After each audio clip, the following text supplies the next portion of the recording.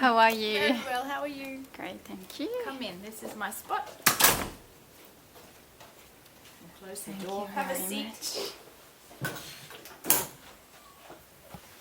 Right.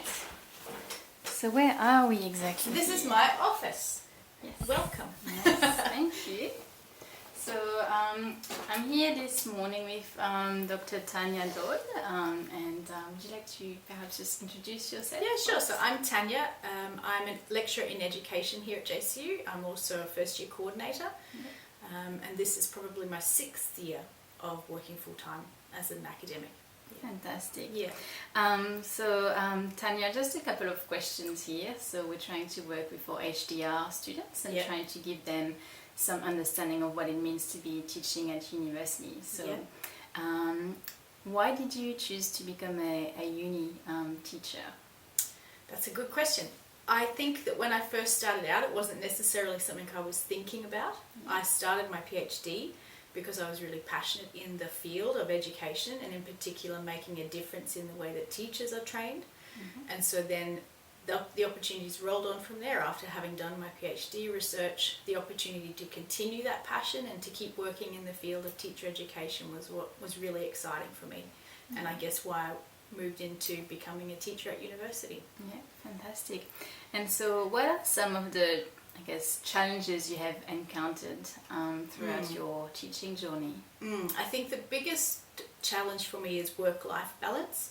So I'm a mum as well, so I've got 2 kids, I've got a bunch of pets, and so managing home life as well as an academic career can be pretty challenging.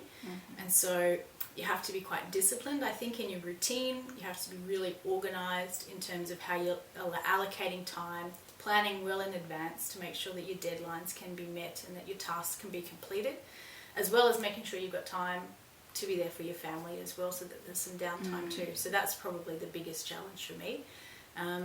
And then as well, I think making time to continue to read and keep up to date with the field is the other big challenge, I suppose. You can get kind of caught in a cycle where you're just doing, but you've got to also be planning to always being engaged with what's going on in the field. Yeah, thank you for that. And so what advice would you give to your younger self in terms of teaching and learning? Yeah, okay. Probably as a young academic starting out, it's important to remember the establishment of professional boundaries. And it's something we learn about when we're becoming a teacher too, in a school setting, is that there are boundaries between the role of the teacher and a friend or a counsellor or someone who's providing expert advice or guidance in other aspects of a person's life.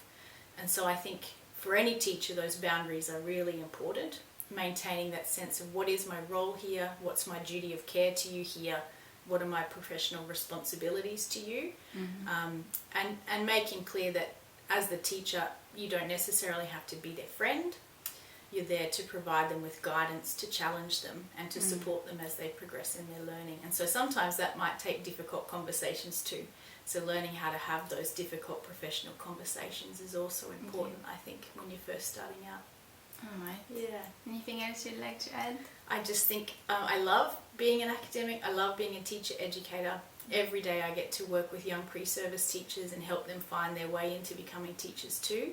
And so I'm so excited every day to be able to just kind of live my passion, I suppose. So I'm really grateful to have the opportunities I've got. Thank you so much, Tanya. You're welcome, Florence. Nice to chat with you. Thanks.